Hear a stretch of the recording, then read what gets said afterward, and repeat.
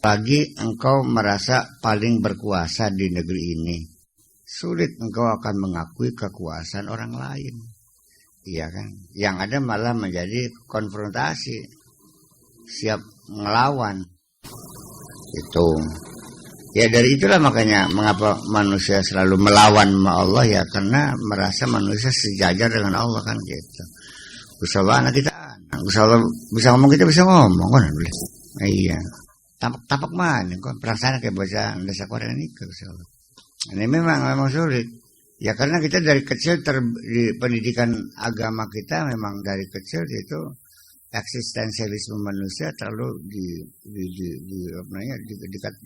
diprioritaskan. Engkau harus sukses, engkau harus iya. Yang dari kecil engkau ada.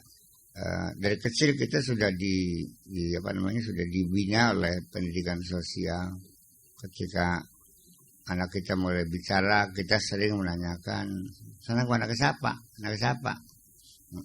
Mimi Duki, Mama Duki. Anak siapa nang? Mama Duki. Senang bangga, bahwa ini punya Mama Duki. Iya kan?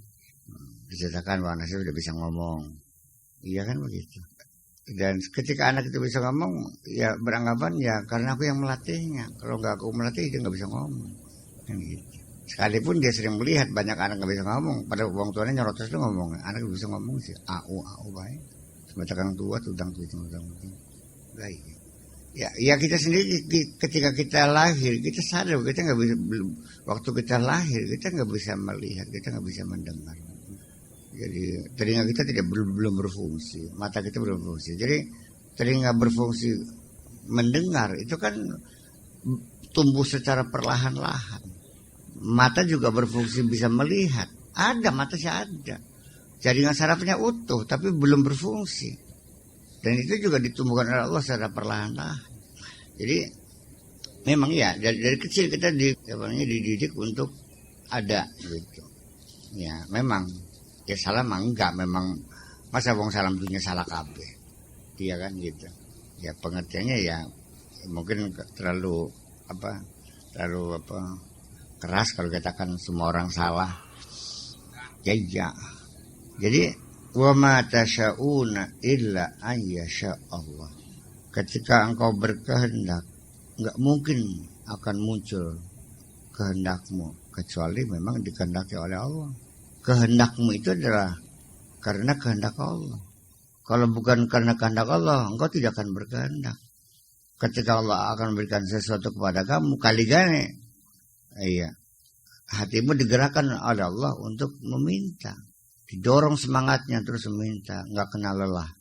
Artinya meminta, berdoa dengan tangannya, berdoa dengan kakinya, berdoa dengan usahanya, berdoa dengan bangun malamnya, berdoa dengan segala macamnya lah. Ya, ketika Allah tidak berkehendak, ya kamu juga melempem. Ya kadar nembe dipai maca selawat ping 6.000 bahaya balik mana udah beli kuat cekaknya 6.000 menjauh beli us. Ya tapi ketika Allah menghendaki dia akan mencapai tujuan sekasih 80.000 dilakukan kuat sih. Iya. Sampai huruf gak disalib. Iya. Iya kan gitu. Kaligannya kuat, diparingannya kuat. Makanya ya jadi sampai gerak hatimu juga Allah yang menggerakkan. Lalu itu adalah tauhid sifat. Wa qala ta'ala fi tauhid zat, dalam tauhid zat, wa huwa Allahu fis samawati wal ardi. Dialah Allah yang di langit dan yang di bumi. Di mana? Ya di mana-mana, di langit, di bumi, di mana saja. Allah nurus samawati wal ard. Allah adalah cahaya langit dan bumi. Ini ada sebagian ulama yang memaksakan mentakwilkan Allah nurus samawati.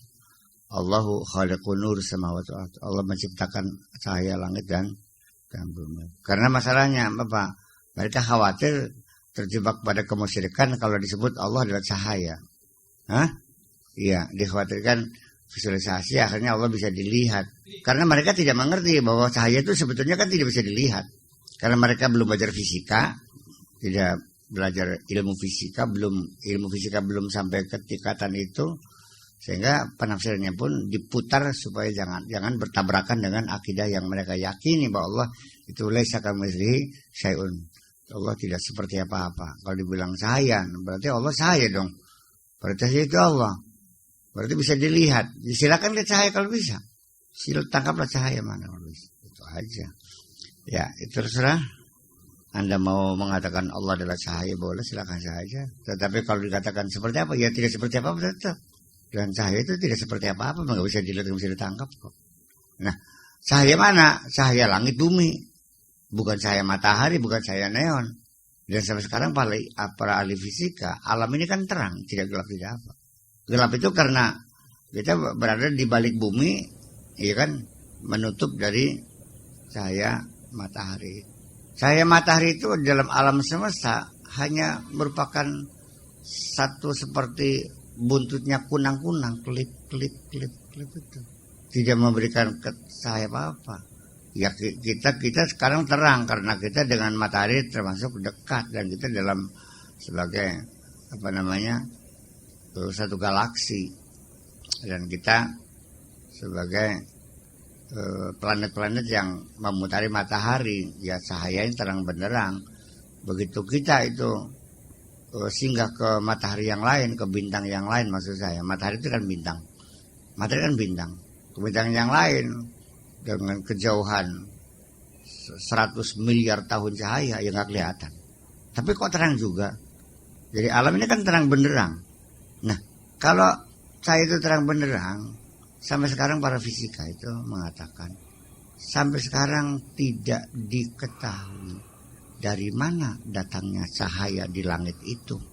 Kalau ada kan ada sumbernya, berarti mencorot ya kan gitu.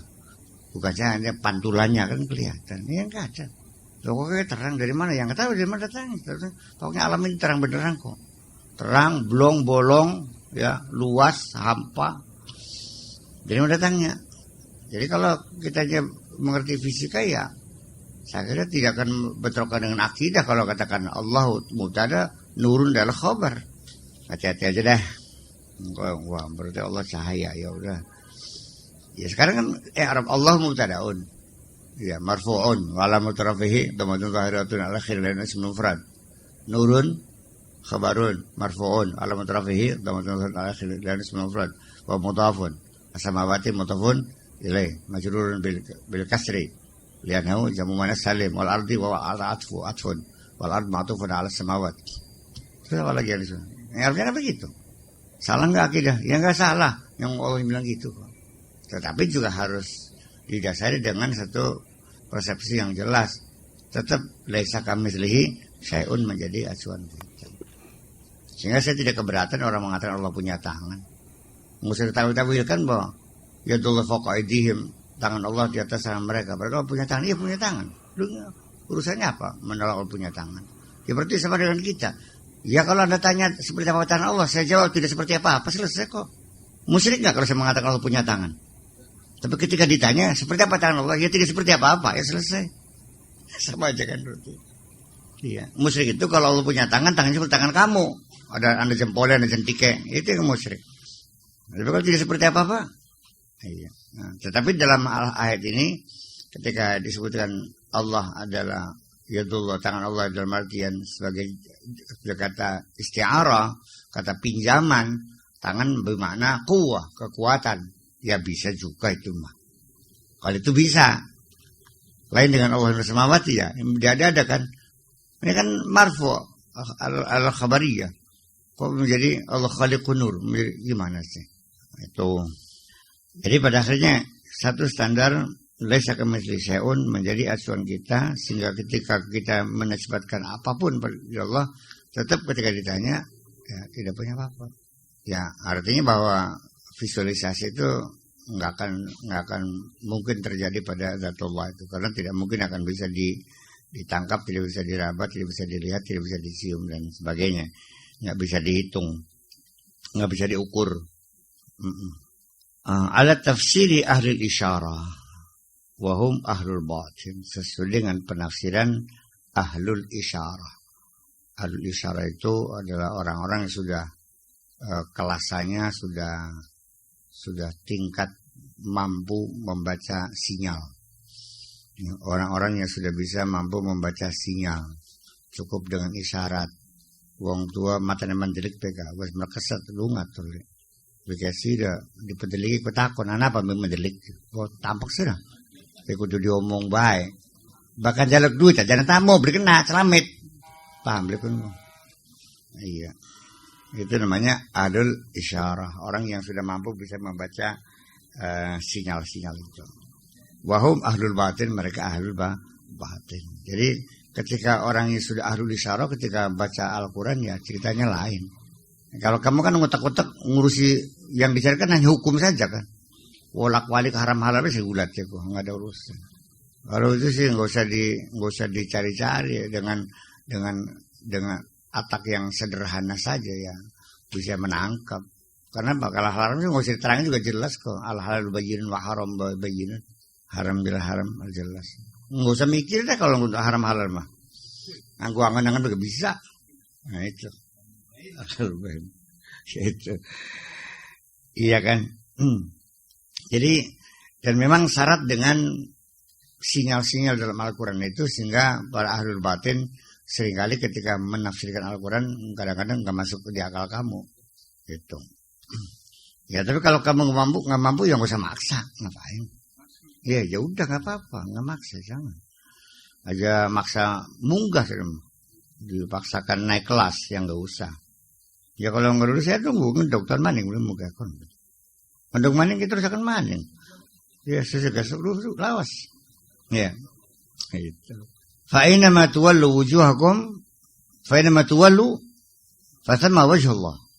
Kemana kamu berpaling, di situ wajah Allah. Allah punya wajah, iya punya wajah. Kenapa tidak? Allah yang mengatakan punya wajah. Tapi kalau menafsirkan wajah itu adalah kebesaran Allah ya silakan. Karena takut terjebak dalam kemusyrikan ya boleh. Kalau kita yakin Allah punya wajah kok, ya punya wajah. Allah yang bilang Allah punya wajah. Seperti apa wajahnya? Ya tidak seperti kamu dan tidak seperti siapapun. Kemana saja? Ya.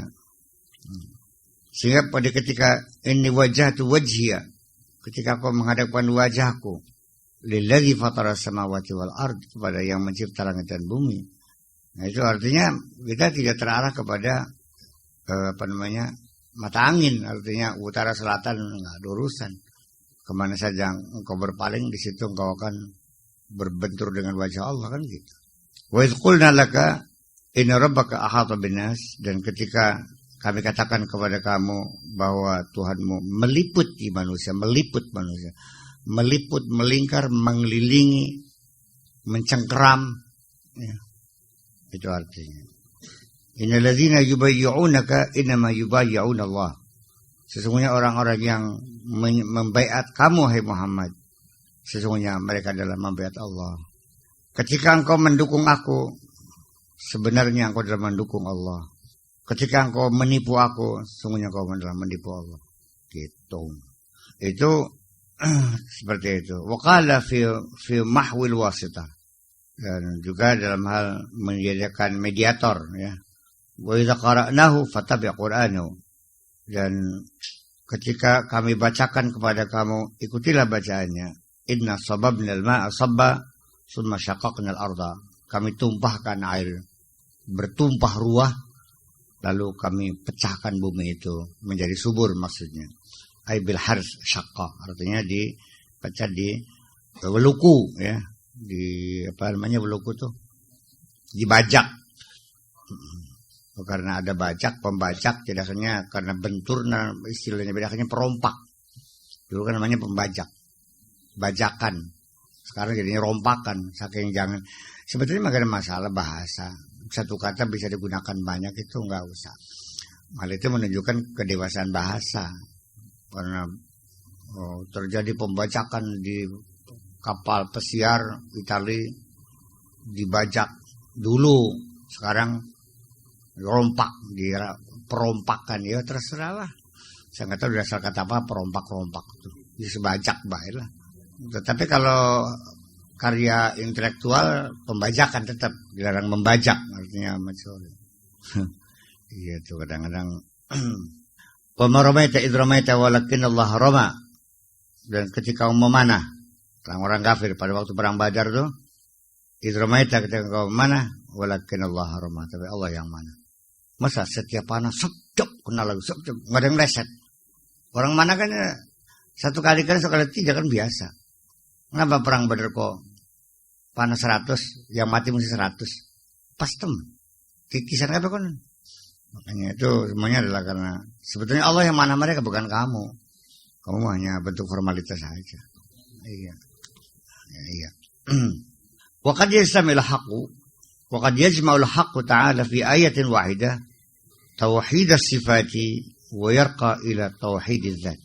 Dan terkadang Allah juga menghimpun dalam satu ayat antara tauhid sifat dan lalu meningkat kepada tauhid az-zat. Sanurihim ayatina fil afaqi wa fi anfusihim hatta yatabayyana lahum annal haq. Akan kami perlihatkan tanda-tanda kebesaran kami. Ayatina tanda-tanda kebesaran kami. Ayat-ayat kami. Fil afaqi di alam semesta ini. Dengan bulannya, bintangnya, mataharinya dan sebagainya. Hatta yatabayyana fi anfusihim, dan ayat-ayat Allah yang ada pada diri mereka. Hatta yatabayyana lahum annahul haq.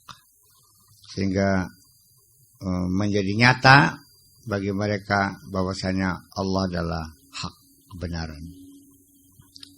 Sumarakahum ila syuhud.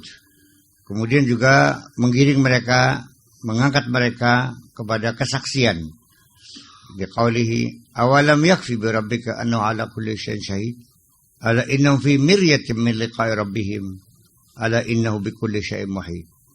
Apakah awalam yakfi birabbika, apakah belum cukup birabbika dengan Tuhanmu, annahu satuhunnya gusyallah ala kulli syai'in syahid, bahwa Allah melihat, menyaksikan segala sesuatu dipersaksikan oleh Allah. Allah menyaksikan apapun yang bergerak, apapun yang jatuh, apapun yang naik, apapun yang tumbuh, apapun yang mati, apapun yang hilang, apapun yang muncul, semuanya sampai arus darahmu yang dipompa jantung juga dalam perhitungan Allah, berapa liter per menitnya, dan vitamin apa yang kurang, langsung ketika itu kun fayakun, kadar gula terlalu banyak, akhirnya di membrannya difungsikan lagi, dan akhirnya kadar gula itu menjadi normal lagi, dan kamu tidak pernah berbuat apa-apa kok. Itu ala innahum fi miryatin min liqa'i rabbihim, sungguh mereka itu meragukan akan bertemu dengan Tuhan. Ketahuilah bahwa Allah itu meliputi segala sesuatu. Ala innahu bikulli syai'in muhit. Wa qala ta'ala innal ladzina yakhshawna rabbahum bil ghaibi lahum maghfiratun wa ajrun kabir. Semuanya orang-orang yang berkhasyah, orang yang merasa, orang yang sangat mengagumi Tuhan mereka dengan bil ghaibi, dengan kegaibannya, dengan sekalipun karena Allah itu gaib, dia merasa mengagumi kegaiban Allah, mereka mendapatkan ampunan dan pahala yang besar. Sumarakahum minal ghaibi ila syahadah. Kemudian juga Allah meningkatkan mereka dari ghaib kepada syahadah. Wa asirru qawlakum aw ijharu bih. Ngomong keras serau, ngomong long-lonan serau, ngomong keras serau, ngomong soak-wakannya serau, bisik-bisik bayar mangga, beli ngomongnya serau, sembunyikan di hatimu, atau kau katakan dengan suara lantang, silakan, terserah kamu. Innahu alimun bidzati sudur, segala gerak yang di dadamu diketahui oleh Allah semuanya. Allah mengetahui. Ala ya'lamu man khalaqa, adalah mereka tahu bahwa siapa yang mencipta. Wa huwal latiful khabir, maha Allah, maha halus dan maha berpengalaman. Maha pengalaman, maha berpengalaman, maha berpengalaman. Dari kata khibrah, ya, yang artinya maha apa? Maha profesional. Ya pokoknya kalau maha ya bisa menjadi sifat Allah dikasih maha mah. Ya, maha profesional, maha mengerti, maha berpengalaman. Asal dia mahasiswa aja. Iya. Nah itu artinya bahwa pada saat kita menyadari bahwa kita dalam liputan Allah, bukan liputan Metro TV, bukan, liputannya Allah gitu. Meliputkan. Dan semua yang kita lakukan dilihat oleh Allah. Gerak hati kita dilihat Allah. Nah ketika itu apa yang terjadi? Ya sudah selesai. Ya. Artinya apa? Ya udah selesai, biarin aja, mau bukan kok. Duitnya hilang, ya udah hilang kemana? Mau dia yang hilangin siapa? Jadi nggak usah minta uang itu kembali, ya udah silakan. Karena jangan lupa sih nganyar sih. Mobil hilang, ya udah tinggal minta lagi yang baru. Mau rutem sih. Rabina mati yang pendem, kan dulu mandi bisa rutem sih, rutem. Jangan picik dong. Minta yang lebih cantik, gitu. Kira tak? Saya kira nggak nunggu sehari 2 hari. Perangkat ngubur gak usah yang lirik. Iya. Jangan disisa. Non. Melarat kau di rasa wadon mah. Iya kalau perasaan cantik kan ceritanya lain.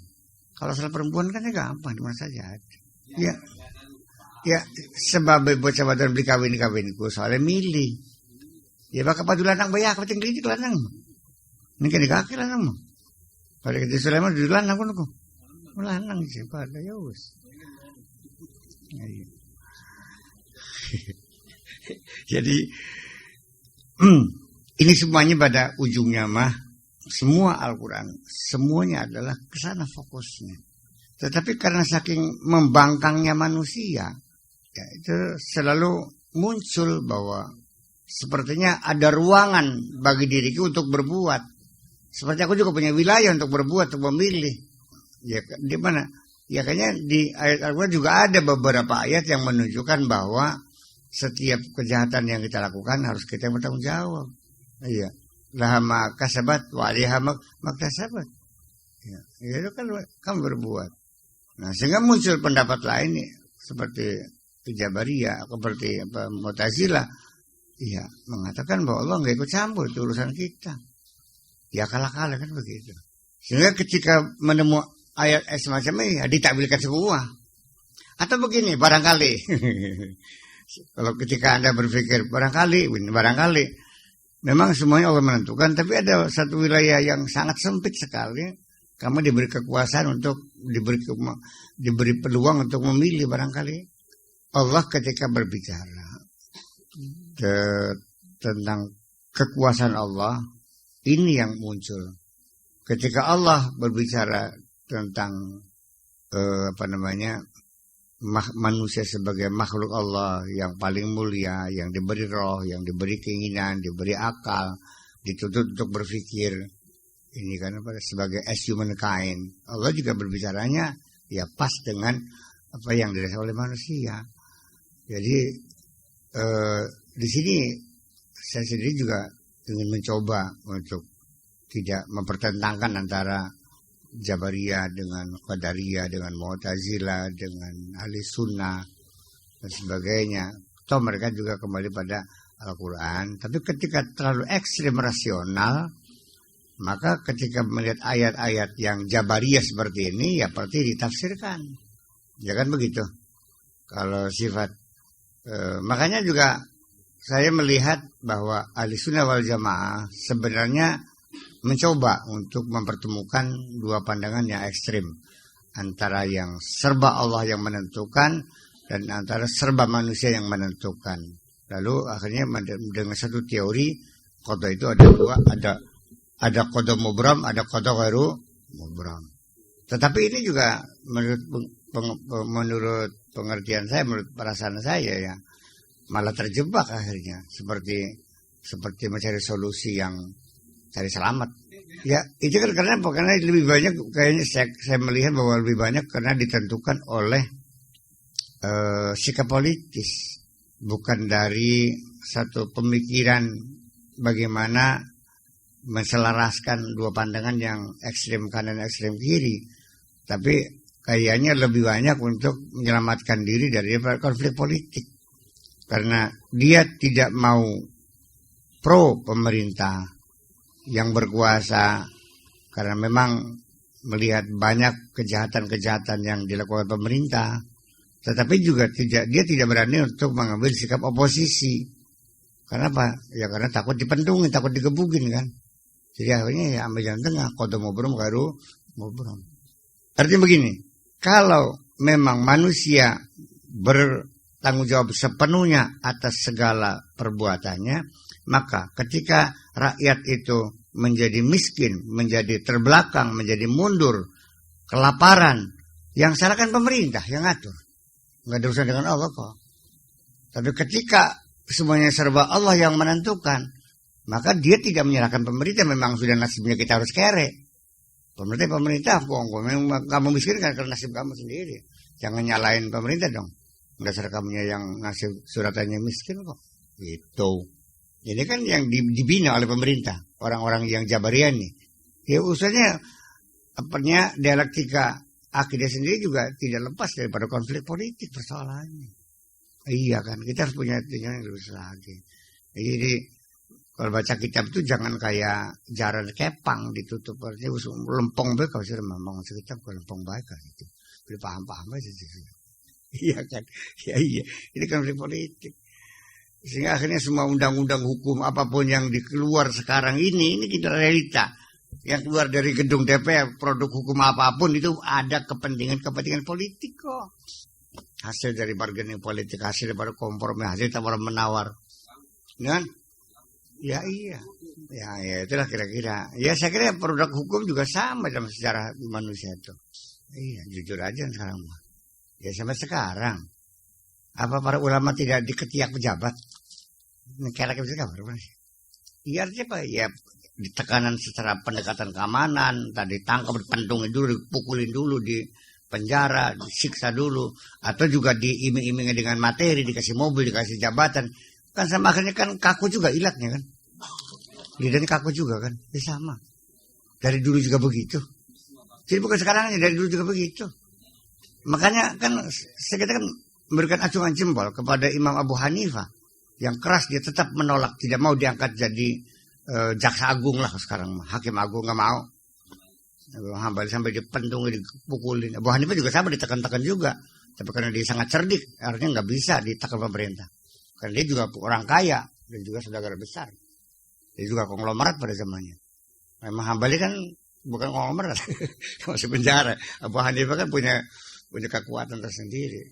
Ya gitu. Dimensi politik para imam juga harus kita telusuri dong, biar kamu paham.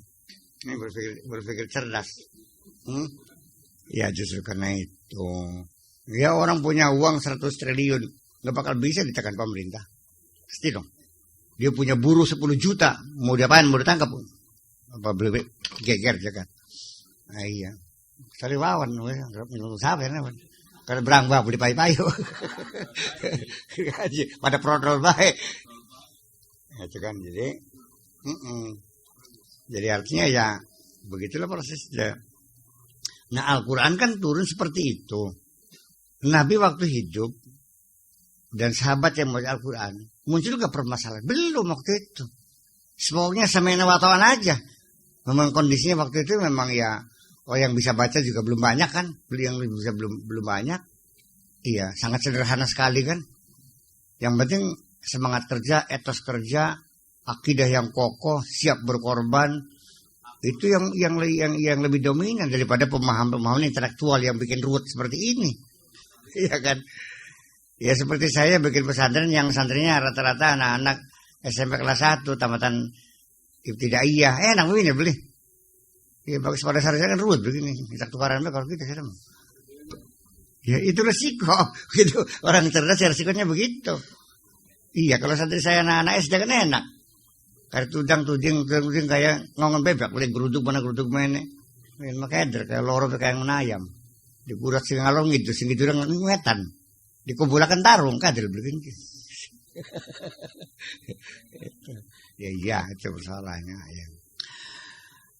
Jadi semua itu tetap akhirnya mah orang yang rasional akhirnya ya menemukan landasan juga dalam Al-Quran. Orang yang akidahnya secara totaliter, ya kan gitu, kepada Allah sampai kepada tingkat fana, ya menemukan juga landasannya dalam Al-Quran. Atau mungkin juga Al-Quran ini bertahap dan diturunkan untuk mengakomodir manusia yang memang heterogen barangkali. Jadi kayak seperti kita punya restoran kan gitu. Mau yang uangnya pas-pasan ada. Ke sana pojok tuh. Itu kelasnya warteg 10.000 cukup. Yang cukup uangnya bawa 50.000 ke atas ada Padang. Ya kan? Sampai yang bawa duit 1 miliar juga ada. Hotel Mandari di situ. Harga soto juga 80.000. Kopi 50.000. Cuma cangkir. Ya tapi laris sih. Secangkir kopi itu 50.000. Kenapa mahal? Yang pelayan cantik kok, ya mahal. So, coba kalau yang melayani bibirnya doer, bibirnya memble, nggak bakal mau 50.000. Iya. Jadi mungkin itulah sehingga seperti Bilal, orang yang buta huruf dan tidak uneducated, dia paham Al-Quran, dia laksanakan konsekuen seadanya sebisanya. Jadilah dia Muslim yang baik. Ya kan begitu. Abdul Qadir Al-Jurjani, seorang pakar besar dalam ilmu balaghah, peletak pertama-tama. Ya, sampai dia mampu untuk menafsir Al-Quran dengan kemampuan dia dalam berbalaghah. Juga ya hebat, dia yakin. Mu'tazilah, oleh karena itu jadi sekarang pada kesimpulannya ya, tidak ada seorang pun yang menyesatkan Mu'tazilah. Yang mengklaim bahwa tidak ada qadar dan qadar. Tidak ada orang menyesatkan Syiah. Tidak ada orang menyesatkan Jabariyah Qadariyah. Enggak ada kok. Berbeda dengan sekarang. Hanya beda cara takbir saja langsung dituduh sesat. Muhammad kan. Hanya karena gara-gara ada kunutnya langsung sesat. Kok mudah banget sih saling sesat menyesatkan. Jangan-jangan sudah sesat semua. Jangan-jangan orang yang sesat itu lebih mudah menyesatkan orang lain. Sehingga dia tidak pernah merasa tersesat. Ake wong sing raine perong gaguyu wong sejan sing raine perong. Iya. Jadi pada akhirnya apa? Ya udahlah. Enggak usah saling sesat menyesatkan lah. Ya artinya sampai detik terakhir ini saya belum berani menyesatkan siapapun. Enggak ada urusan sama. Mau sadar sesat enggak? Enggak ada urusan aku cadang kono. Mau saya katakan sesat, saya belum tahu persis. Saya katakan tidak sesat, saya tidak tahu persis. Ya lebih baik kita berpikir ke dalam saja. Apa yang saya yakini sesat enggak sih? Selalu bertanya dan selalu menjawab, selalu bertanya itu aja. Kalau kita bingung ya coba berdialog dengan teman, ya berdiskusi, menalar, bertanya, konsultasi. Oh masih benar, ya melaku maning. Sudah melangkah, ngelinguk maning. Sasar bikin ke. Masih benar. Persimpangan jalan bingung. Ya nanya dong, kemana jalan cadang pinggan kan gitu. Ini banyak orang perjalanan akidahnya nggak pernah nanya, ditegur malah ngajak berantem lagi. Ya kenapa? Dari awal dia yakin ini arahnya benar ke sini. Mau cadang pinggan sampai ke Bondan, sampai ke Jatiwangi, terus ke barat, ke Bandung jadinya. Sudah bersalahnya. Jadi yang iya itu satu penafsiran saya. Atau penafsiran yang lain, memang sengaja Al-Quran apa namanya Al-Quran dalam artian kalamullah didesain lah, punten barangkali kurang tepat kalau didesain di sana. Ya artinya kalau Allah itu diturunkan lah gitu, seperti ini. Memang nampaknya seperti dengan sengaja untuk memberi peluang terjadi pluralitas biar rame. Sebab saya tidak sampai hati banget Allah tidak mampu untuk berkata lebih jelas, ya kan? Iya, ya kita ulang-ulang. Ulama setumunisa. Kok jadinya ada yang batal dan enggak? Sentuh dengan perempuan bukan muhrim. Apa Allah nggak bisa? Au talmasuna an-nisaa ya bi ghairi hailin, kan bisa kalau ngomong gitu kan enggak. Akhirnya dengan kalimat yang begitu singkat akhirnya kan timbul interpretasi yang bermacam-macam. Apa Allah nggak bisa ngomong yang jelas? Bisa. Kenapa tidak? Ya memang sengaja. Biar kabarnya berbeda. Makanya ketika ada orang berbeda pendapat dengan kamu, memujilah Allah, alhamdulillah terbukti keinginan Allah. Kita sudah berbeda, gitu dong. Jangan dongkol, ngambek, memaksa orang sudah sama dengan kamu. Ini kalau umat Islam yakin bahwa pluralitas adalah satu realita dan itu desain Allah, saya kira nggak mungkin akan bertengkar. Karena apa? Kembali kepada persepsi yang salah.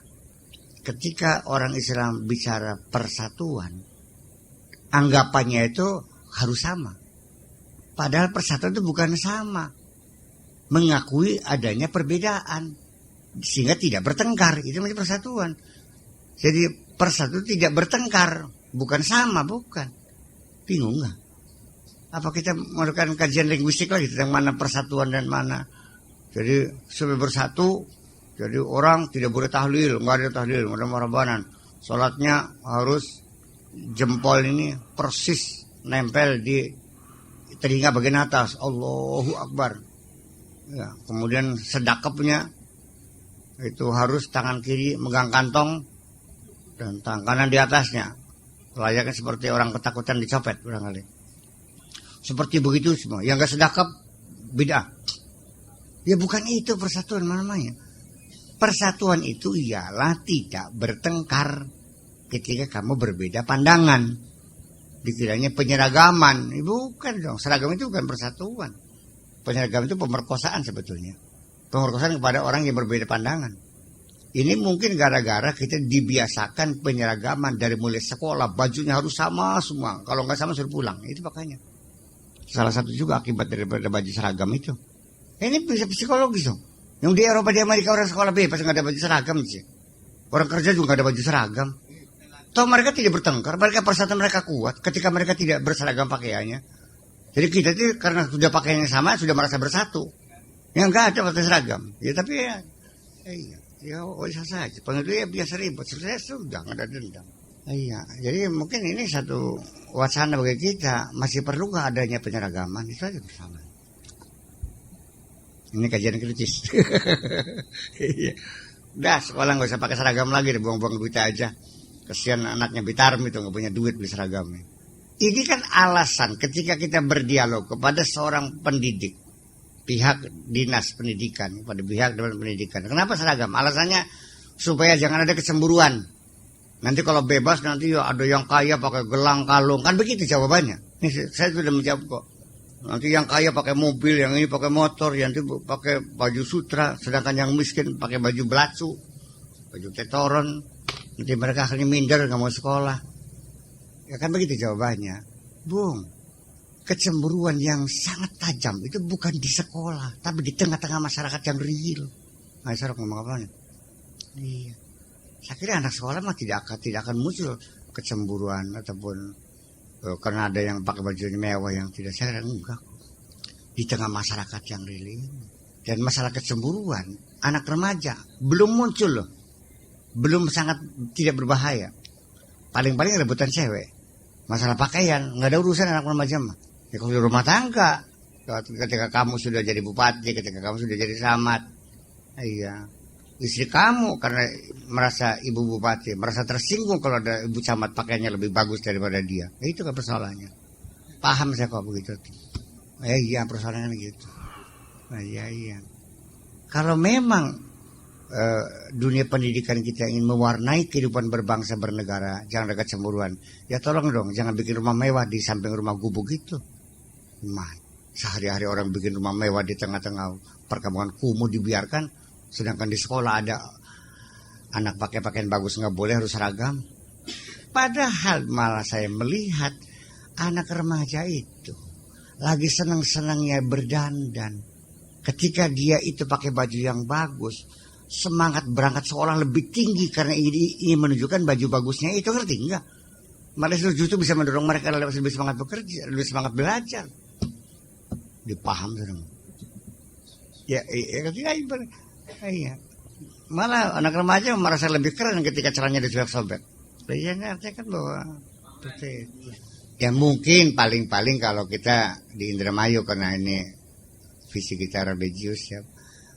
Mungkin ya yang dibatasi adalah ya pakai jilbab supaya rambut itu tertutup karena ini, kemudian pakaian rok jangan terlalu minim barangkali kan gitu di bawah lutut, karena bagaimanapun juga anak remaja apalagi melihat paha yang mulus-mulus apa nggak tegang terus, melihat orang bunting aja tegang kok, anak puber orang bunting aja tegang. Iya, saya kira mungkin itulah. Iya kan. Bajunya seragam pegawai negeri itu, tapi kebijakannya tidak seragam. Jadi keseragaman baju tidak mempengaruhi kepada keseragaman langkah dan kebijakan. Iya. Tuh salahnya. Jadi ya pada akhirnya kembali yang Allah sendiri tidak menghendaki adanya penyeragaman. Bukannya Allah nggak bisa untuk membuat hidung kamu sempung semua, bisa kok. Tahu sempung? Sempung tuh yang megar kayak pelepah kelapa, namanya sempung namanya. Allah tidak menghendaki membuat warna kulit kamu hitam semua, enggak kok. Lau sya Allah la ja'alakum ummatan wahidah. Allah bisa aja kamu dijaga satu umat. Warnanya kulitnya putih semua. Tidak. Yang dikehendaki adalah ya pluralitas itu. Memang saja. Jadi artinya bahwa satu pabrik saja kan untuk menunjukkan dia pabrik yang super, dia memproduksi banyak komoditas yang diproduksi dan kualitas yang berbeda-beda. Itu kan menunjukkan betapa besarnya pabrik itu. Iya, bisa bikin mobil yang harganya 50 juta sampai mobil harganya 10 miliar. Silakan pilih, kami bisa memproduksi itu kan gitu. Jadi ketika Allah itu menunjukkan kehebatannya dengan ikhtilafu alwanikum wa alsinatikum, beda bahasa, beda warna kulit, beda akidah, beda kepercayaan, beda suku, beda politik, beda kekayaan. Itu semuanya Allah lagi menunjukkan kehebatannya. Itu harus kamu terima sebagai bukti kehebatan. Kenapa kamu tidak menerimakan? Jangan-jangan orang yang tidak menerima pluralitas adalah orang yang siap bertempur dengan Allah. Ayo, Kaderman beli ngomong gitu. Lah iya. Yang saya bikin mobil yang 20 juta ada, 50 juta ada, 300 ada, yang 10 miliar saya bikin. Ketika dia melihat mobil saya yang 20 juta, ditotokin, kok ini kaleng kerupuk, apa ini nih? Kok goblok banget, masih bikin mobil seperti ini. Ini harganya 20 juta, koplok sirku. Untuk menarik mereka yang tidak mampu. Kalau kamu pengen yang bos itu 10 miliar, silakan. Nah justru karena itu. Jadi ya, memang kita belum terbiasa di negeri ini untuk berbeda pendapat. Kita belum siap menerima pluralitas sebagai satu realita. Di ujung-ujungnya kita selalu memaksakan kehendak kepada orang lain. Harus seperti gue. Kalau tidak, berarti kamu sesat. Kan begitu. Kan? Di ujungnya ketika Allah sudah menceritakan ikhtilafu alsinatukum wa alwanikum dan sebagainya. Ujungnya inna fi dzalika la ayatin liqaumin yaqilun. Sebagai tanda kebesaran Allah yang harus kamu pikirkan. Gitu sebetulnya. Dan adanya perbedaan-perbedaan kualitas, perbedaan warna, perbedaan pandangan, perbedaan politik, segala macam perbedaan, itu adalah barometer untuk dinamika kehidupan kamu. Memang persaingan perlu diciptakan. Kalau ada persaingan gimana? Atau kamu ingin menginginkan bahwa kehidupanmu seperti bebek, ngamunya? Jebur satu, jebur semua gitu, pengennya gitu. Ya ini selalu orang kritis di negeri ini, selalu menjadi persoalan ketika ada orang yang berpikir kritis. Dan alhamdulillah, Mas Indramayu sekarang sudah mulai kritis kok. Masyarakat kita Indramayu telah melebihi masyarakat lain di kabupaten lain dari segi berpikir kritis. Itu yang kita cita-citakan. Dan kalau sudah terbangun pemikirannya, percaya melesat kemajuan Indramayu. Non, iya urusannya. Ya persoalan titel kesadaran memang gak ada urusan sama. Yang penting adalah real kecerdasan orang. Karena ijazah juga saya sering tertipu dengan ijazah-ijazah itu. Nah, biar dicatat dalam mereka biar dicatat, direkam gak nih? Rekam biar tahu bahwa saya sering tertipu dengan ijazah. Saya real aja deh, nggak usah nyebut kamu ijazahnya apa. Mari kita berdialog. Aku akan tahu kamu termasuk intelektual atau bukan. Itu aja kok. Nggak usah ijazahnya dikalungin di leher kamu bahwa kamu ijazahnya apa, doktor, profesor, nggak usah. S1, S2, S lilin. Nah itu. Malah saya lebih bangga ketika orang itu tingkat intelektualisnya tinggi tanpa selembar ijazah. Hebat kamu, kan gitu. Artinya kalau kamu itu sekolah, pasti kamu sudah profesor ini tingkatnya, kan gitu. Ya ijazah bisa beli setahun juga S1 kok bisa. Bisa nggak setahun S1? Nah bisa kok. Oh ada kopinya ya. Ini orientasi tentang hal semacam ini, kita menjalar ke pluralitas dalam akidah, ya kan? Ya, misalnya kan akidah Mu'tazilah, Syiah, Qadariyah, Jabariyah, memang sengaja begitu. Dan itu sudah disyaratkan oleh Nabi, sataftariqu ummati ila 73 firqah. Sudah disyaratkan nanti akan terjadi sempalan-sempalan dari satu sekte besar itu menjadi sempalannya sampai 73. Tapi 73 itu bukan angka pasti. Hanya satu menunjukkan banyak itu aja. Ya, bisa 100, sekarang sudah mungkin ratusan sekarang. Lalu jangan dikatakan bahwa Nabi ngomongnya tidak pas, ternyata salah, bukan itu kata berlebih. Ya enggak, 73 itu juga menunjukkan angka yang banyak. 73. Iya, kalau 1000 itu angka kebulatan. Khairu min alfi syahrin, bukan 1000 pas. 1000 bulan. Artinya sangat banyak sekali, seberhahaha wis kono bareng. Saya berapa umur kamu? Umur saya 45. Benar? Enggak, ternyata kurang 3 bulan kok. Itu kan kebulatan saja. Masa umur saya 44 tahun 8 bulan. Ngomong 45 tahun lah, susah banget. Nah, itu sudah merupakan tradisi komunikasi dalam berkomunikasi, angka kebulatan, angka banyak. Jadi bisa kata salasin wa sab'ina firqatan hanya merupakan jumlah bilangan yang bisa berkembang lebih dari itu. Nah, yang bercerdas selamanya. Iya, urip ya. Sebab karena kecerdasannya itu tidak stabil dan sifatnya kasuistik, cerdas dalam satu hal saja. Kalau memang cerdas itu sudah permanen, kan bisa dicerdasi. Sudah tahu tiap bulan krisis kurang air, berulang-ulang dan tidak pernah mencari solusi. Apa bukan suatu kebodohan? Bendungan yang gak pernah dibuat. Atau minimal saya punya solusi tanpa buat bendungan. Kita mengatur waktu. Sebelum hujan turun, saya menyediakan 1000 hektar tanam winih. Begitu hujan turun, petani langsung tanam winih, sudah siap. Mengejar waktu. Ketika padi itu sudah bunting, kita sudah winih lagi. Begitu hari ini panen, besok ditraktor lagi, tanam lagi, pas kok. Siapa bilang gak keburu, apalagi pakai ngipok misalnya. Gimana? Ya minimal kan kalau sudah gak ada hujan, tapi sudah bunting kan selesai, selamat padi itu. Iya kan? 3 bulan 20 hari, pas 3 bulan 20 hari kita tanam. Kenapa? Ya karena kita ini kan berleha-leha. Hujan sudah turun 1 bulan, masih belum aja di traktor. Silakan Anda lihat sendiri. Apa buat kelalaian?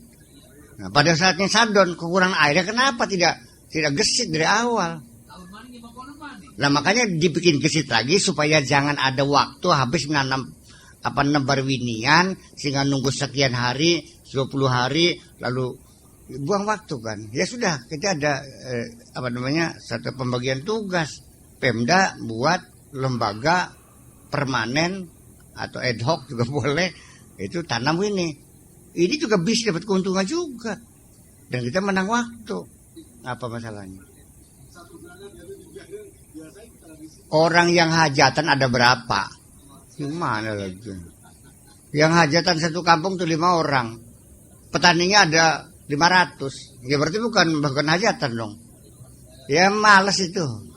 Santai. Nah itu salah satu. Kan gitu. Terus lagi ditambah, apa enggak mungkin kita mencari bibit-bibit padi lain dengan melalui teknologi industri pertanian, sehingga padi yang kita tanam mendatang tidak memerlukan air yang berlimpah ruah. Cukup asal anyep, padu asal lembab dikit aja, seperti gandum. Ya kan bisa. Mengapa tidak? Silakan, siapkan dananya sekian miliar untuk para peneliti.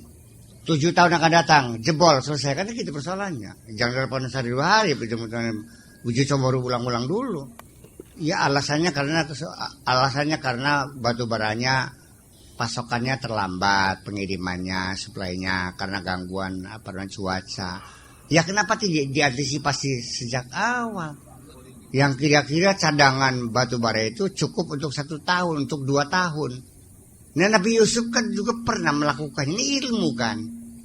Bahwa sudah diramal 7 tahun panen bagus, 7 tahun kekeringan. Stok kan. Disetok 7 tahun itu, disimpan baik. Kira-kira untuk 7 tahun kekeringan bisa makan. Selamat kok Mesir. tentang Nabi Yusuf. Lah iya. Bukan. Itu Nabi itu bukan suruh tontonan, tapi untuk ditiru. Kalau bukan ditiru mah bukan Nabi namanya. Ya itu kan Nabi. Maksudnya diceritakan itu untuk pelajaran buat kamu.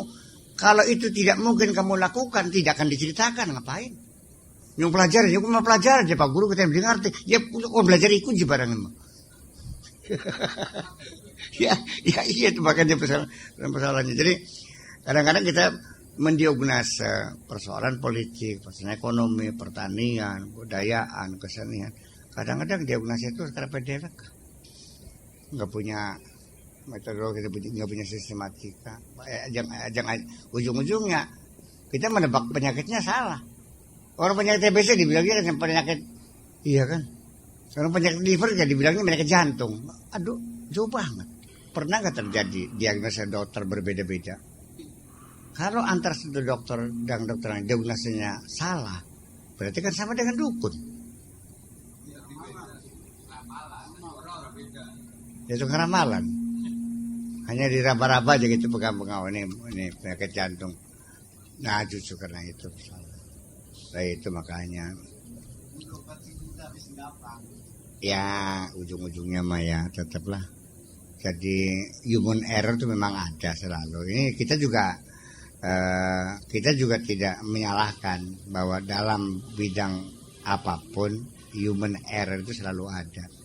Iya, seorang mubalik salah ngomong ada, dokter salah diagnosis salah, ya ekonom yang salah prediksi salah, politikus yang mengambil kebijakan yang salah ya ada, itu selalu ada kadar itu, nggak ada yang 100% benar, itu selalu ada.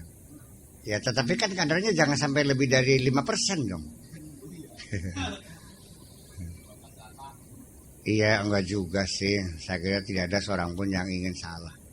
Tetapi kesalahan kesalahan itu tidak selalu bisa kita hindari. Banyak kesalahan yang tidak bisa dihindarkan. Karena banyak yang menentukan masalah situasi, kondisi, keadaan kita, keadaan keuangan, dukungan, kemudian antisipasi, kemudian juga resistensi dari pihak-pihak yang lain, gangguan, terorisme, bencana alam, dan sebagainya. Iya, prediksi yang salah. Iya, harga minyak sekarang sampai $100 lebih itu kan tidak diprediksi asalnya. Sehingga kita waktu membuat APBD RAPBN itu kan tidak diprediksi karena tidak menduga. Iya. Ya, jadi orang itu berpikir cerdas itu ialah ketika dia meminimais kesalahan-kesalahan itu. Sebelum satu kesimpulan itu cek fisik dulu, ya uji fisik dulu. Konfirmasi dulu, diteliti lagi, diulang lagi. Setelah berulang-ulang tepat dengan aksul mustawinya, dengan tanakudnya, dengan segalanya mafhumnya, mantuknya diuji semuanya, baru natijah kesimpulan itu artinya penuh kehati-hatian. Sebanyak sekali kesimpulan yang salah karena dilakukan secara terburu-buru, tergesa-gesa. Itu kesalahannya. Ya kalau salah suntik pada binatang kan yang mati binatang. Kalau manusia kan korbannya manusia. Ramuan obat yang salah, korbannya manusia paling. Tapi bila konsep pendidikan yang salah, menyebabkan bangsa ini menjadi bangsa yang paling bodoh kan akibatnya. Sadar gimana sih? Iya. Makanya satu sistem kurikulum baru sebelum diluncurkan, diuji dulu di satu sekolah tertentu. Proyek pilotnya ada di situ. Ya iya, setelah berulang-ulang ini berunggul, nah baru ini kan tidak langsung kata-kata. Kadang-kadang buat kurikulum juga di belakang meja, bukan orang lapangan kok. Itu juga paham kita. Karena membuat konsep yang keliru. Pesantren-pesantren dibikinkan sekolah pendidikan formal, madrasah, sanawiyah, aliyah kan begitu. Dengan kurikulum 30% agama, 70% umum. Akibatnya apa? Umumnya mente, agamanya ledeh. Matematika beli paham, bahasa Inggris bego, nulis Fatihah salah. Ya kalau begitu udah kembali kepada pondok pesantren Salafi aja lah. Diakui silakan enggak udah. Ya kita bicara sejujurnya karena korban kan akhirnya pesantren kan bodoh semua kan ya kan. Ngaji 10 tahun aja belum bisa baca takrib sih mondok apa? Ya kita jadi korban ini. Apa ada ya kan anak yang mondok di sini 6 tahun bisa baca takrib? Enggak kok. Paling bisa marhabanan. pertahlilan. Iya, ayo seperti dia beli makan. Jadi kita harus melihat semacam ini. Sementara orang Muhammadiyah mereka lebih unggul, langsung pendidikan umum aja pegang. Pendidikan umum, agamanya sampai asal jampi sholat saja selesai.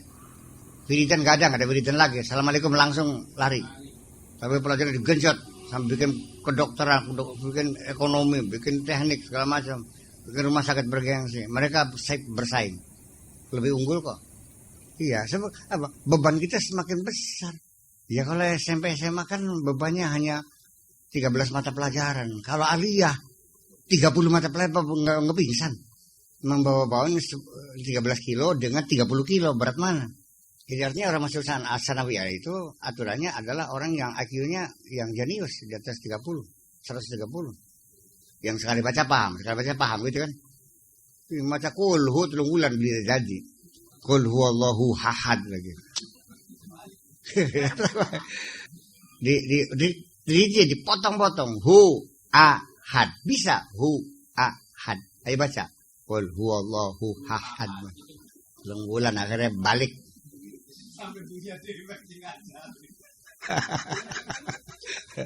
iya. Mumet kan. Allah tuh bikin otaknya yang begitu tuh. Kurangnya mah gak banyak, secimit kurangnya. Iya kan gitu. Ya ini juga hasilnya harus diakomodir ya. Anak-anak kita yang tingkat IQ-nya seperti itu, ya jangan di sekolah umum, langsung masuk SLB, sekolah luar biasa. Tapi bukan yang retardasi mental, tidak. Artinya langsung dengan keterampilan, langsung udah nggak usah baca bahasa Inggris, nggak usah. Belajar masak yang enak, belajar nyambel, belajar begitu aja udah selesai. Sehingga bermanfaat kan. Jangan buang-buang duit, biayanya besar kan sekolah. Mana lagi? Dengan dia bisa menjahit, ya profesional, dia bisa hidup kok. Daripada belajar matematika, belajar apa lagi? Fisika, belajar biologi, kimia, tuh langsung paham kan kebarang emang.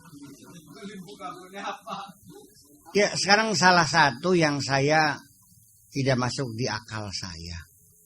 Ada sekolah SMA, SMP dan sebagainya dia kok bisa lulus 100%, berarti kan cerdas semua. Di negara maju saja 20% nggak lulus biasa. Malah di Tunisia itu pernah tahun 89 lah gitu. Itu yang lulus SMA itu seluruh Republik Tunisia hanya 25%. Sana. Berarti lebih cerdas kita ya, 100% kita lulusnya. Saya pernah menguji anak yang lulus sekolah menengah atas. Coba superlatif dan komparatifnya good apa? Goodis. Sirasing kudis. Saya ngomongnya benar nih, bukan main-main. Kelembusung ngomong. Goodis, saya kan terbeli. Ya itu mah, ya ini kita bicara. Jadi kalau kata kick ending mah negara mimpi itu betul kayak mas.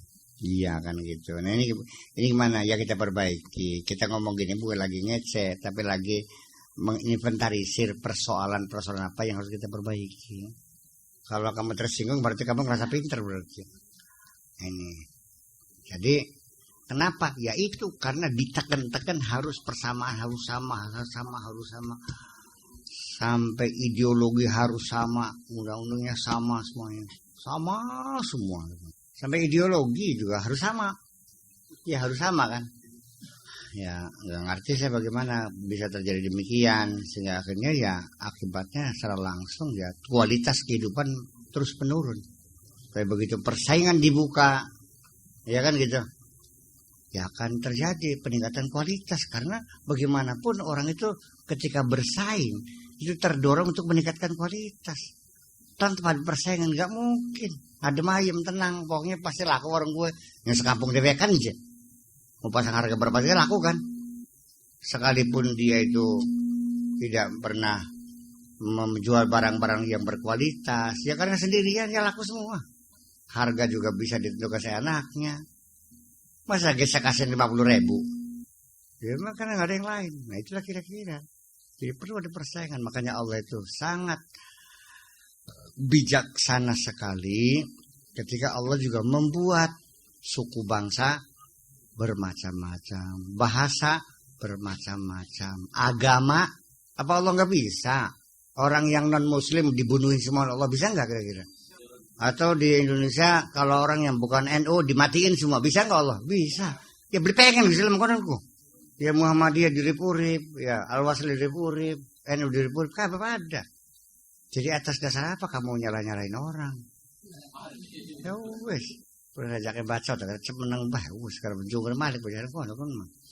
Iya. Tetapi ketika perilaku seseorang yang berbeda dengan kita, tradisi orang berbeda dengan kita, ketika mengganggu, nah itu baru di situ mengganggu orang lain itu baru dibuat aturan, ya kan? Orang nyetel TV boleh, nggak boleh. Tapi ketika disambung dengan sound system besar, ya kan gitu, seperti diskotek sehingga tetangganya lagi sakit gigi, waduh, ya ditegur, bung, jangan keras gue sakit gigi. Begitu sudah sembuh keras lagi, ya sama saya terganggu juga, beringat sakit gigi juga. Jadi artinya begitu. Adapun persoalan-persoalan persaingan ini, kalau seandainya Islam hanya Islam saja, tanpa agama lain, Islam juga akan terjadi sempalan-sempalan lagi sama. Ketika sempalan itu menjadi besar, mayoritas, akan terjadi sempalan lagi. Itu begitu. Itulah kehidupanmu. Jadi lu maunya apa sih? Orang sudah diatur begitu, hidup ini seperti itu kok. Nah, di sini ujung-ujungnya adalah bahwa jadi kalau itu pantas Al-Quran seperti ini. Oh pantas. Jadi orang tuh menafsir Al-Quran kok jadinya berbeda-beda sih. Oh ya pantas. Karena memang persyaratan-persyaratan awal, ya, al-dzuruf al-muayyanah, kondisi-kondisi tertentu yang sudah dicipta oleh Allah di sekitar kita ini akan mendorong kita untuk berbeda. Ya, apalagi orang lain. Dalam diri kita sendiri juga terjadi perbedaan-perbedaan, perubahan-perubahan. Cara berpikir kita berubah nggak? Waktu kecil dengan kita waktu dewasa. Setelah kita tua berubah nggak? Berubah lagi. Sulit kita bilang sekali hijau selamanya hijau, nggak bisa. Tetap aja berubah. Kondisinya nggak pernah tetap kok. Berubah. Nah, itu perbedaan-perbedaan akibat daripada interpretasi. Tapi juga perbedaan-perbedaan akibat dari kondisi yang berbeda. Perkembangan kondisi menuntut adanya perbedaan kebijakan, perbedaan hukum, perbedaan segala macam. Dulu ketika anak perempuan bapaknya jauh tinggalnya, batasan minimal 90 km, boleh anak perempuan itu kawin melalui wali hakim. Karena bapaknya jauh, minimal 90 km. Dapat kita maklumi, ya karena menempuh jarak 90 km waktu itu jalan kaki. Dan belum ada jalan tol, nggak ada telepon. Ya nyebrang sungai lagi, bikin gecek lagi nyebrang. Ya dari Cirebon sampai ke Pamanukan, apa enggak 3 bulan. Masuk hutan bawa, ya kan, mau buka jalan baru setapak. Ya sekarang mobil Sahabat, Bineka, Luragung, Sahabat, Kopayu, sejam teka. Ya nggak ada alasan untuk boleh wali muhakam atau wali hakim di. Ya ini kan dibuktikan ada kawin lari dibawa ke Ciasem, dikawinkan di sana. Kan alasannya kan sinting namanya begitu. Ini kitabnya ada, ya kitabnya ada, tapi tahun berapa? Tahun berapa kitab karangnya? Tahun pira? Dikiranya bahwa hukum itu tidak bisa direvisi dong. Sudah kondisinya, aktif mana? Iya kan? Wah. Ya itu maka justru karena pemahaman kita bahwa fikih itu, ya itu ujungnya wa man lam yahkum bima anzalna. Iya, wa man lam, iya betul. Tapi bagaimana kamu menafsirkannya? Mengambil penafsiran orang zaman dahulu ya pada waktu itu tidak didukung dengan teknologi dan sebagainya. Ya bangkrut akhirnya. Ya jika kita kan malu kalau seandainya nanti anak cucu saya mengatakan bahwa Islam sudah tidak relevan lagi dengan zaman sekarang. Kelengar beli. Ya sampai akhirnya ya tetap aja bahwa telepon pakai telekonferensi nggak bisa. Harus bermajelis, ya keder beli. Lalu barusan tadi siang ada pertanyaan, bagaimana hukumnya katanya siapa pakai tisu? Ya bisa, tapi kan di kitabnya kan pakai batu. Ya karena dulu belum ada tisu. Ya tisu kan lebih menyerap. Tapi kan harus atos. Bukan atos masalah istinja mah, bukan atos, menyerapnya. Bakal atosnya karo kaca pisan. Ya iya. Ya kebetulan kalau kamu di tengah jalan berak. Kemudian airnya sungai nggak ada kering. Ya pakai koran bisa. Baca koran. Pakai koran juga bisa. Koran disobek-sobek, dibecek-becek, tapi dibecek-becek dulu gitu kan gitu. Suci nggak suci, tapi kalau beraknya itu bagus, kalau mencret mah nggak boleh, apalagi beli ke paha-paha. Ya iya, ya berarti ya nggak bisa lagi tuh mah. Jadinya ya memang orang kalau pakai cebok pakai tisu kan sekalipun sudah nggak suci, tetap di hati masih was-was, nih. Melakukannya kangegang, saya baca sunat. Jadi memang sementara di Eropa ya namanya WC umum tuh nggak ada bak tuh, nggak ada keran air tuh nggak ada. Ya ini cuma duduk aja sama tisu nyantol di tembok. Yang sekarang buat ngelap mulut tuh itu tuh tisu buat berak itu tuh. Ketahuilah Bung, tisu yang gulungan tuh yang biasa ditaruh di meja di restoran di rumah kamu tuh itu dibuat untuk cebok. Kalau tisu untuk ngelap mulut mah segi 4 bisa dibungkus di sana tuh. Jadi kalau orang Eropa lihat ya ketawa mereka. Primitif. Cebok tapi ngelap mulut kembali itu ya nemen pisan. Semua gak bisa gaya tuh udah modern tuh, udah pakai tisu. Dia itu kan artinya jadi bahan tertawaan. Ya di sana jadi bahan tertawaan bahwa kita masih primitif. Yang kertas cebok buat ngelap mulut. So, hati-hati barangkali ada tamu besar, menteri, atau bupati atau gubernur atau duta besar, jangan sekali-kali mengeluarkan tisu buat cebok itu ditaruh di meja.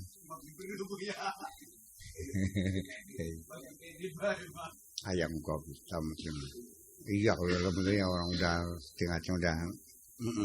Jadi yang semacam itu, ketika Allah juga membuat bahasa berbeda-beda, bahasa Jawa, bahasa Sunda, di sini aja udah bergerak sekian kilometer aja.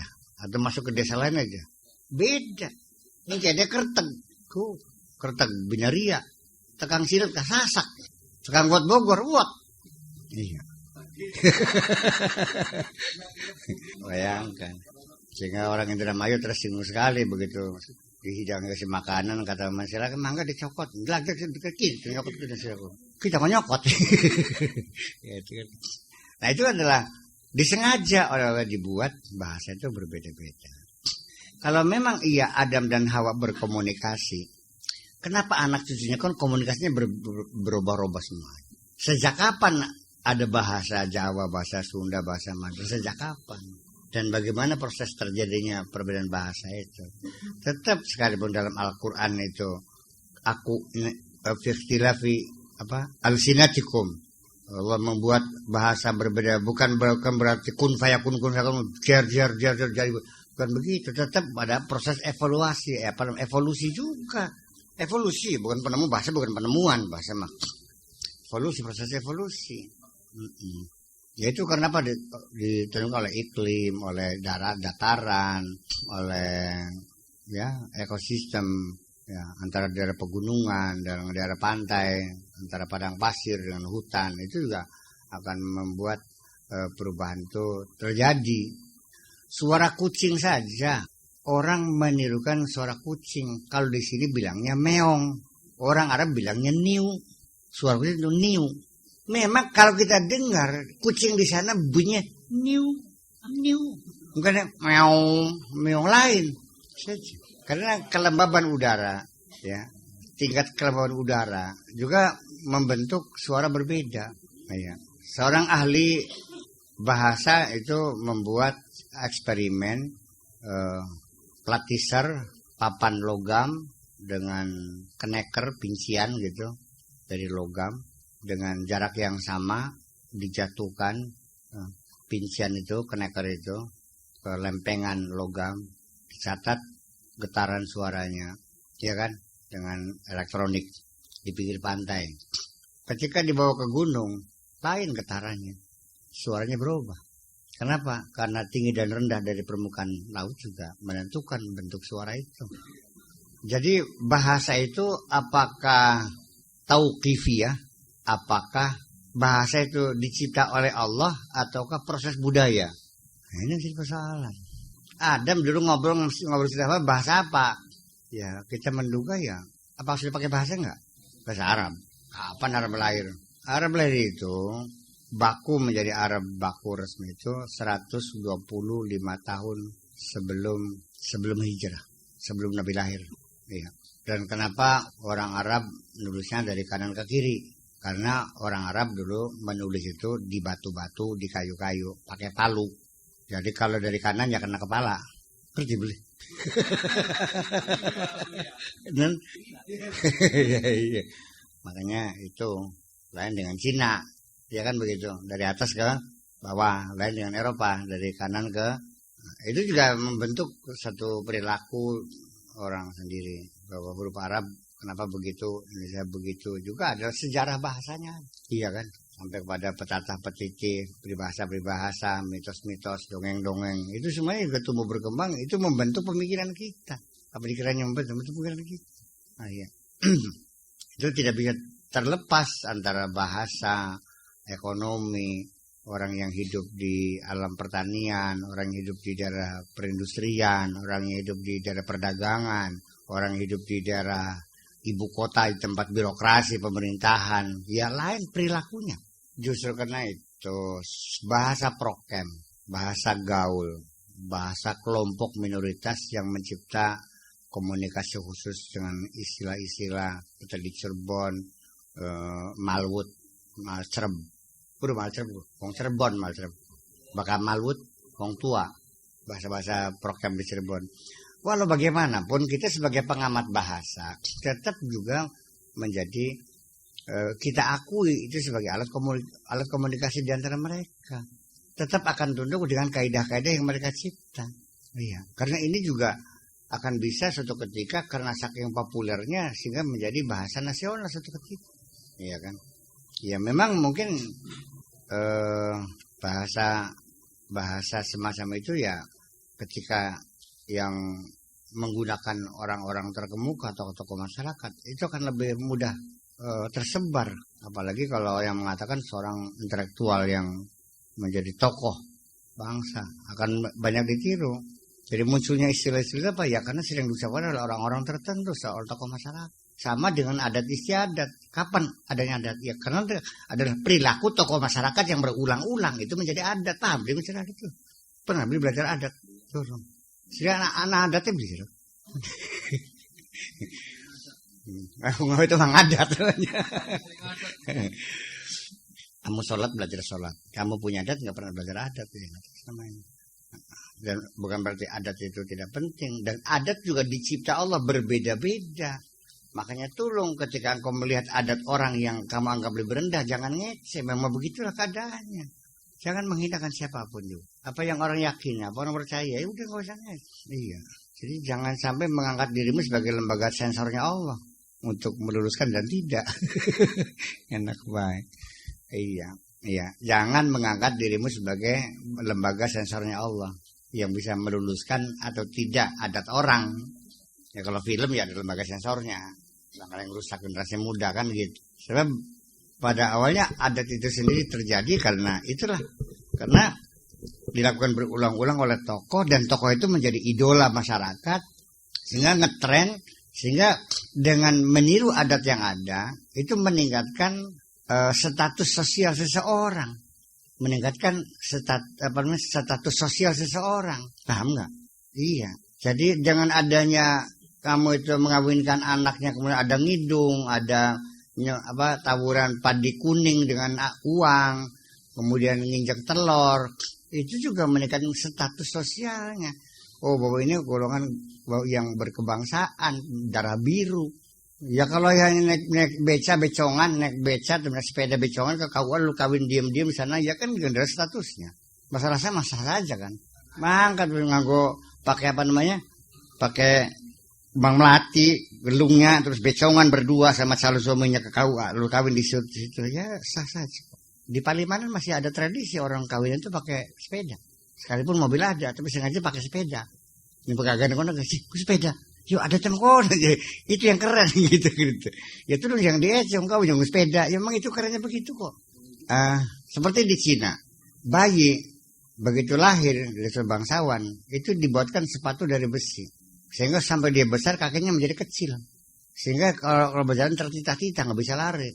Pernah lihat nggak Cina kakinya kecil banget tuh. Di Cirebon dulu tuh. Itu turunan bangsawan artinya. Artinya orang yang nggak perlu ke sawah karena duitnya banyak. Jadi kaki makin besar, statusnya makin kecil gitu. Sing jebeber sikile kok. Itu golongan maco. Kalau kakinya kecil itu bangsawan. Itu kan tradisi, ya jangan menghinakan dong itu tradisi mereka sih. Itu. Sampai dalam keagamaan, ketika kamu melihat di satu gereja ada orang memainkan piano dengan nyanyi bersama, lalu kamu bertanya, apa tuh? Oh, itu lagi ibadah. Masih ibadah nembang nyanyi. Jangan ngeci dong. Memang itulah cara ibadah mereka dengan lagu-lagu rohani seperti itu. Ya pas mereka lewat ke masjid sama aja. Ya Robbana, ya Robbana. Oh nyanyi juga kok. Ujungnya kan akhirnya kan sangat tidak baik ya kita mencaci menjelekkan orang lain. Gitu. Cobalah belajar kita menghargai milik orang lain, budaya. Saya kira betapa kedamaian bisa kita ciptakan kalau kita sudah belajar menghargai perbedaan, menghargai tradisi orang lain. Begitu kok. Kan tersinggung orang tradisi dibidah-bidahkan tuh. Kalau tersinggung. Iya. Orang sana lagi dipunten ini mah. Kita bukan lagi cerita agama ini, kita cerita masalah budaya nih. Kita lagi bicara sekarang otak kita lagi setelah otak budaya nih. Ya, setelah otak budaya dulu. Nanti bertabrakan lagi, bingung saya. Ya, apa nggak tersinggung orang tuh ngumpulin duit dari pintu ke pintu, beras saja sekilo 2 kilo, ya kan, terus pasang taruh, pasang segala macam balai desa sama pagsri, lalu dimusyrikan, dibid'ahkan, apakah tersinggung? Kalau ngajak orang jangan dituduh sesat dong, buka pintu dialog, ya gitu kan, dialog budaya penting. Coba kamu pelajari dulu apa pagsri itu biar paham aja gara-gara bid'ah murtad musyrik dan macam gimana sih? Punten ya ini mah. Ini kita lagi cerita budaya nih, udah otak agamanya ditutup dulu nih gitu bisa otak. Sebab pada ujungnya budaya-budaya yang sekarang kita jalan yang kita menjadi itu menjadi ciri, menjadi milik kita dan menjadi ciri komunitas kita. Begitu kita ke daerah lain saja, ke Bali, ke Madura, ke Pasundan, kita merasa seperti orang asing, nggak sama dengan perilaku kita, ya kan? Ketika saya berjalan di Belanda, saya mendengar ada kaset Tarling. Tegeduk lapangnya, saya bangun di. Ada sengaja jatan gue ke aja lah sih. Ngap ini kerja apa? Lebih kuliah dari bidan jadi kene. Jadi kita juga merasa dekat karena kita melihat lagunya sama. Paham boleh? Berujung hasilnya saya diundang makan kan begitu ceritanya. Ya kita bisa paham ya. Saya baca koran. Kompas biasa kita langganan ya, ada Kompas, ada Harian Terbit, ada Sinar Pagi, kita langganan koran-koran itu kirim. Ketika saya di Tunisia juga baca koran, tiap hari saya baca koran juga yang, tapi datangnya telat karena kirim pakai diplomatic bag sih, jadi telat 2-3 hari lah. Ya kalau di sini udah basi, kalau kita kan dijauhkan gitu baca. Ya berita tentang segala macam ya mungkin gempa bumi, mungkin ada apa namanya pemilihan kubu, ada segala macam. Ya biasa. Begitu Indramayu kari kini berita politik ekonomi itu yang saya baca Rano Romansa, waduh pewaris utama Roma Irama, waduh saya baca itu dulu, politik lain ini soalnya kertas maya kan gitu. Itu rasa kedekatan orang sendiri juga seperti itu harus kita pahami dong. Makanya ketika kita membangun suatu komunitas dengan budayanya, dengan perilakunya semuanya, ya harus kita jadikan sebagai nikmat Allah juga. Ya min ayatihi juga termasuk harusnya. Paham begini? Iya, jangan berlagak kamu sebagai muslim ingin habisin semua budaya lokal, Tarling, bubar kabeh semuanya. Beli akhirnya tok akhirnya. Iyan bidah. Iyan tok Islam yang konon mah. Entok peragat Islam. Bukan saya entok Islam. Gemet, ngerti gemet. Tahlilan haram, marhabanan haram, mabagsri haram, nadranan haram, takziah haram, talqin haram, pujian haram. Yang tak Islam bukan? Habis Islam. Lalu apa lagi setelah itu? Sampai makam Rasulullah pun mau dibongkar oleh mereka. Ya mau dibongkar. Kemusyrikan dianggapnya. Ya habis. Kita tidak punya data otentik lagi. Al-Quran tadinya nggak ada harokatnya. Mau dibuang harokatnya. Peragat. Karena bid'ah sih. Jangan-jangan ini tujuannya untuk menghilangkan Islam juga. Terlalu banyak membid'ahkan. Iya makanya. Ya tolonglah jangan sok saling menjelekkan. Kamu juga jangan suka ngecek yang lain, apalagi agama lain, apalagi sesama Islam, apakah itu LDII dan sebagainya. Nggak usah dong. Ya udah kita hargai saja. Orang yakinnya begitu ya udah. Takmat belegiran baik, nggak pakai baju, topinya pakai kukusan, pakai gelang bahar. Ya jangan menghinakan, biarin aja. Orang lagi nggak pakai baju, dia maunya gitu kemana? Kok cilok banget? Kok jahil banget sih? Kok usil sih kamu? Itu persoalannya. Ya seperti itu. Nah kalau kita mau memperbaiki, bukan sikap mencemooh, menjelekkan, membodohkan. Ya coba kita buka dialog. Konsep Anda seperti apa? Itu loh. Kalau Anda melihat ini tidak berkenan dan berlawanan dengan ajaran Islam yang murni, tolong terangkan kepada saya yang mana Islam yang murni yang Anda maksudkan itu. Iya kan? Jadi nanti ujung-ujungnya mah mana Islam yang murni? Yang saya melihat orang haji aja itu tradisi lokal yang diakomodir kok, iya kan? Orang sholat aja sedekap juga itu karena melihat orang Persia menghadap Sayyidina Umar dengan sedekap begini. Kata mereka kok sopan banget mereka menghadap khalifah dengan begitu. Kenapa sholat nggak begitu?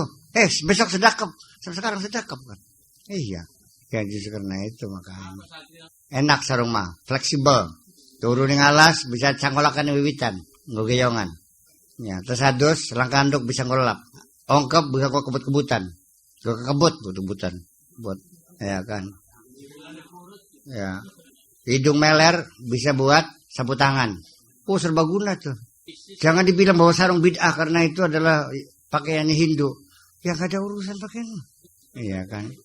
Kalau mau buang air enak nyilaknya kan ke sarung kan. Kecelakaan kan nyengkal di cengklok. Itu dia.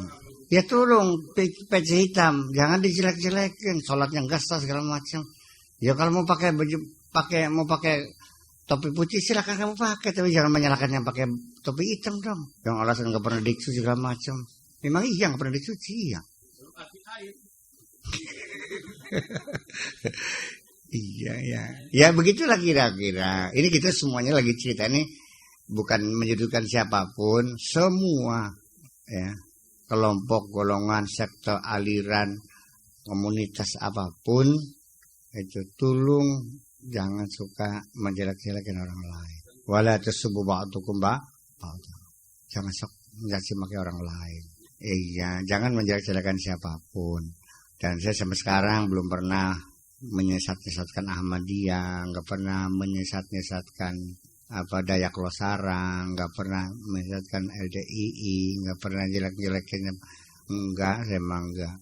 Punten, jangan lalu bilang kalau begitu Buya nggak punya prinsip dong. Prinsip itu bukan seperti itu. Orang yang suka jelek-jelek itu bukan orang yang punya prinsip, orang yang jahil. Iya kan gitu. Kalau kita pengen tahu apa sih latar belakangnya LDII, ya silahkan berdialog, ya kan? Apa dan demikiannya. Saya yakin ya, saya duga, bukan yakin ya, saya menduga pasti apa yang mereka pegangnya pasti ada alasannya kan. Nah, yang jadi masalah adalah ketika kita berdialog, cobalah kita uji materi masing-masing alasan itu. Kola, siapa yang kola? Ana Hurairah, hadisnya hadis apa? Mutawatir hadis ahad. Lihat apa rawinya bener enggak? Dobet enggak? Sikat enggak? Iya kan? Setelah iya betul, bagaimana penafsirannya? Kan kita bisa memberikan pemikiran ini penafsiran begini enggak tepat karena ini domirnya domir mutasil kan begitu dan sebagainya namanya. Oh gitu, iya dong. Kalau kita sudah begitu lalu tetap mereka bersikukuh, ya sudah goodbye. Jangan dipaksakan harus seperti kamu. Nyong bahsul masail menjawab pertanyaan masyarakat. Kok bisa bertengkar, gebrag-gebragan? Nah itu persoalannya. Ketika teman dialog sendiri baca kitabnya salah, dihinakan. Sudah pirang tahun mondok kayak masalah itu kan tidak layak begitu tuh. Putan ini masih perilaku kita ini. Duduk kita pengen harokatnya beli. Langkai bakal langkai wis oleh sah, bakal harokatnya ya salah. Dia kan ngecem kan. Ya justru karena itu. Ya karena saya tidak ada takbirnya ya ngapain takbir. Ya, beli yang yang takbir kalau kita mana kita mah. Saya bisa beli baru. Iya, boleh menjalankan takbir ya bisa dicatat pan bisa dimuat pendapatnya karena ada takbirnya ya ngapain takbir silakan. Iya. Ya takbirnya ya takbir alami aja lah. Iya, karena kita punya aneh bagi mereka, dengan kita bukan mutabarah. Yang kita karangan Ibnu Sina, siapa yang bilang mutabarah? Alama dunia mengakuinya, engkau tidak mutabarah. Keder boleh. Ya justru karena itu umum sing anan yang kita pesantren. Ya coba sekarang bikin indeks, bikin daftar kitab mutabarah ada berapa ratus. Itu aja kan. Disepakati bersama, nggak ada aja, nggak ada daftar bukunya. Nah ini kita bicara sampai melebar ke masalah budaya, masalah masail berawal dari ayat-ayat Al-Quran yang sering kita melihat, ya kan gitu, berlainan antara kelompok syariat kan gitu, dengan kelompok hakikat, dengan kelompok thariqat kan begitu, ya kan begitu. Ya artinya kan tidak sedikit ayat yang mengatakan bahwa seolah-olah manusia itu jazaan bima kanu ya'malun. Dan mereka berbuat dong. Ini adalah balasan atas amal mereka. Jazaan bima kanu yaf'alun.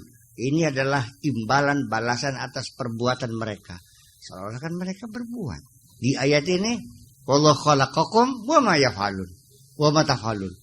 Nah, makanya nanti begini aja. Kalau kamunya masih baru tingkatan syariat, ya sudahlah, jalani sebisa-bisa. Jangan sok nyalahin yang sudah torekot.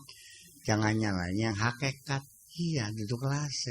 Barangkali kamu sudah tingkatan hakikat, ya tolong jangan mentertawakan orang kelas syariat. Itu aja kok persoalannya. Ini menghindari jangan sampai ada pertengkaran di antara umat Islam. Karena yang rugi kita juga ketika kita bertengkar. Ya, dan ini memang digarap oleh mereka supaya kita bertengkar. Dan kita mewaspadai semua gerakan yang menuju pertengkaran adalah musuh sebetulnya. Iya. Wa tanazatum farudhu ilallah. Ya gitu iya. Ilmu sama. Begitu Al-Qur'annya dibaca bertengkar juga. Akhirnya enggak ada ujung pangkalnya. Nah, jadi ini pandangan kita berbeda. Karena pandangan kita berbeda ya. Kita punya sudut pandang yang sangat berbeda sekali sih. Kalau ada orang di daerah lain ketika ada tradisi orang berbeda, mereka tertarik gitu. Sengaja datang, pengen tahu gitu.